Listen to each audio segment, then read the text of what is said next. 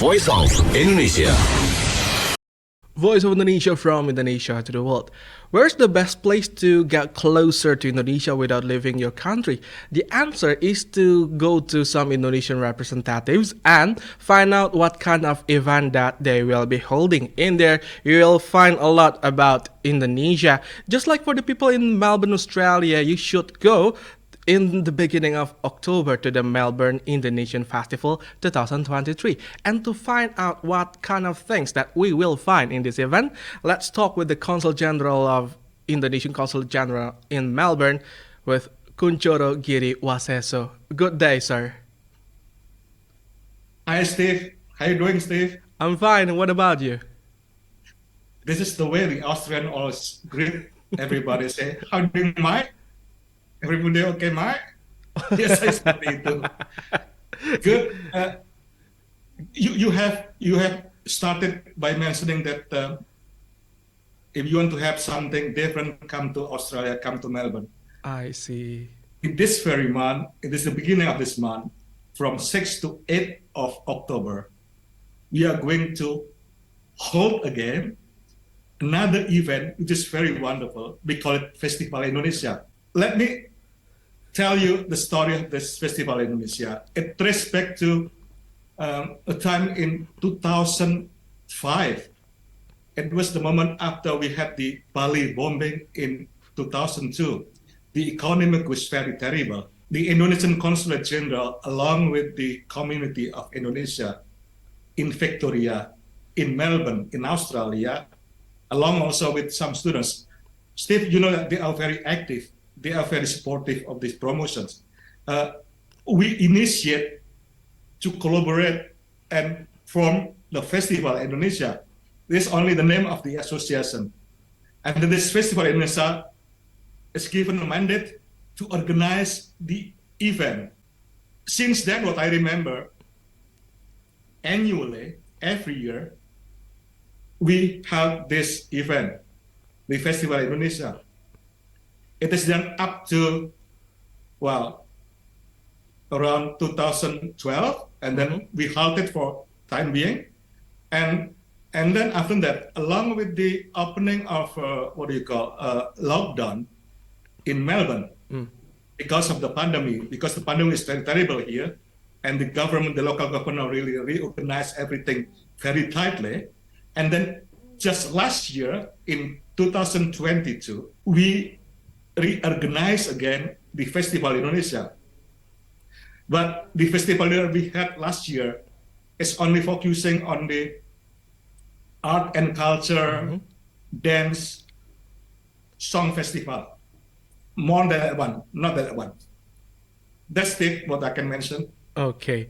And if in the previous year you were mentioning that you only have something about culture and arts, but if we open the official website, the big title, you're back with the investment, trade, and tourism. So can we say, will this event be more serious, or there will be still fun in there?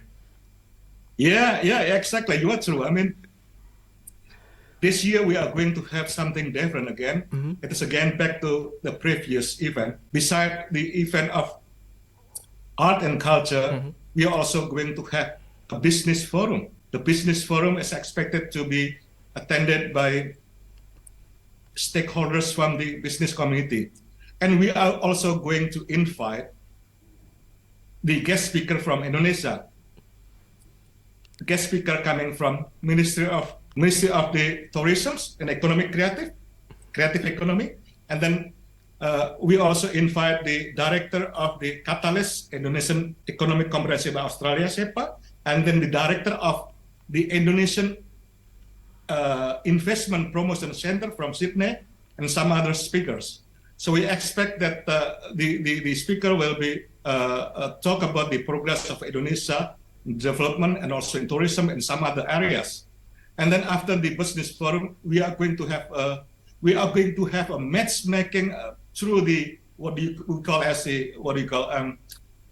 B2B meetings. So the B2B meeting is very vital and it's very important to have it after the business forum. Okay, so you guys are bringing quote unquote the big guns into this event, right? To the business forum and also to the B2B matchmaking. It should be great, right? And is there any kind of specific target that will be made from the B2B matchmaking? Yeah, let me inform you that firstly, this business forum is going to be had the topic of starting conversation on Indonesia's sustainable economy. The purpose of having this one is, of course, bringing the plan to, well, to fostering, to increasing the bilateral and economic and social cultural relation between Indonesia and Australia in general. And of course, we are intending to invite also some potential investors to come to Indonesia. Okay, this is quite interesting because you guys are not only aiming for the economic or the financial part, but you also mentioned about sustainability. Why? Well, the effort will not be able to have it only in one time, only in 1 year. What we expect to be sustainable is that we should hold it, we should maintain it every time, every year, so that everybody can remember, everybody can conduct it every year. Yeah, because if it's only done in one time, people will easily forget about it. So you guys are maintaining it not only in this event but also after the event. And we have been talking about the business forum, the B2B matchmaking. What's next? Look, it will happen on 6th of October. And then one day, on 7th, we are going to have like a rest. And then on 8th of October, we are going to have the open air performance. This is a kind of culture and art event which will be held in the open air in the Argyle Square of Carlton in Melbourne. It's very close to the University of Melbourne. In this festival, we are supported by so many associations of Indonesian community here in Melbourne, including also that we also invite some group of the art from Indonesia. For instance, we are going also to have a performance from the Puro Paku Alaman Ngayuk Yogyakarta. It's a kind of classic dance. This is very important. And then we have a group of, let me find out from my note here. We are going also to have a group of dancers from, Bukit Benuas Ladies Balikpapan. This is a kind of Dayak traditional dance. Why Dayak? Because we are also going to perform and to show this should be like the habitat, and this should be the place where we are going to have a new capital. So introducing or bringing, quote unquote, bringing the capital to the event. So that when Indonesia get to move into the new capital city, they will know more about it. That's interesting. But about this outdoor festival, I can read from your official website saying that there will be food. Of course, people when getting to the events, they will buy foods. What kind of foods that will be presented here? This is very interesting questions. What I mean is that when you talk about, sorry, with my voice, when you talk about, sorry, excuse me. Oke, kalau mau di pause dulu boleh Pak? Iya, it's okay. It's okay. When you talk about culinary, when you talk about food, you're not only talking about this festival. The culinary on the food restaurant or whatsoever you mentioned it here in Melbourne. Without this festival, we have already around 55 restaurant, catering, cafe, which connected to Indonesia, with various flavors of Indonesia. You can find it easily. But through this festival, you are going to have such as one doorstop culinary festival. you attend the performance, you watch the entertainment, but you can also enjoy the food with various food available on that moment. I see, especially when the location is really near to the University of Melbourne. So I think you guys are expecting to have the students. Of course, students will come to this place, and not only Australians are studying in there, right, sir?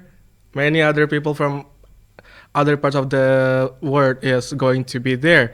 But the other thing that is quite interesting besides the outdoor festival, on the lower side of the festival Indonesia.com.au and also the Instagram of the Indonesia in Melbourne, there is also the tortor dance tutorial. So tell me about the tortor itself. Will there be something special about this?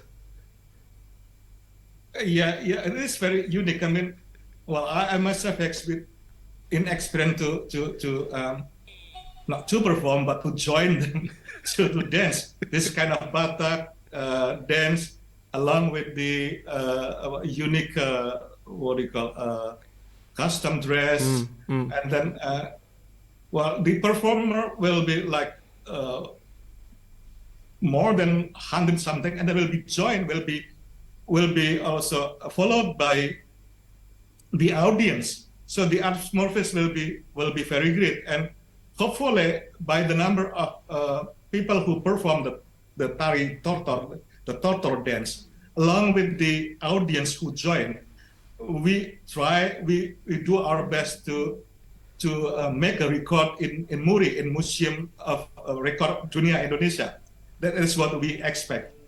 But before I forget something, Steve, let me use also this opportunity to thanks and to convey my appreciations to the ICAF. This is the Indonesian Culinary Association of Victoria, who become the main sponsor, main collaborator of this one, and then also to some others associations such as Anekarya, this is a music group, and then Extravaganda, this is a kind of fashion show group, and then we have dance group like Sanggar Lestari, Sanggar Widya Lestari, Malindo Dance, Orkestra Jawi Watermuni, etc.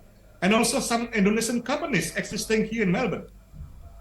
We are not going to forget things like Garuda Indonesia, Batik Air, who have the very routine flight from Jakarta to Melbourne, who support us. And then the law firm here, like Cabo Lawyers, Integrated Lawyers, and some others, including Sandit and Indomie, our Indomie here in Australia. Thank you very much for supporting us. Wow, a lot of people are gathering and supporting this event. This might give everybody a message that Indonesia is not a small country. A lot of hands are joining their hands to create this such beautiful event, especially about the tortor itself. Yeah, I'm opening the Instagram. It's showing the tutorial on how to do the manotor. So if the listener want to come to this event and join the manotor, don't worry, just open the Instagram Indonesian Melbourne or Festival Indonesia Melbourne to see the tutorial, right? So I think I would like to say that to all listeners and also Australians out there. Tell your families, tell your friends to come to Festival Indonesia. It will, I promise you that will be good. And maybe, Mr. Consul General, give us one sentence that will make people come to this event. Voice of Indonesia.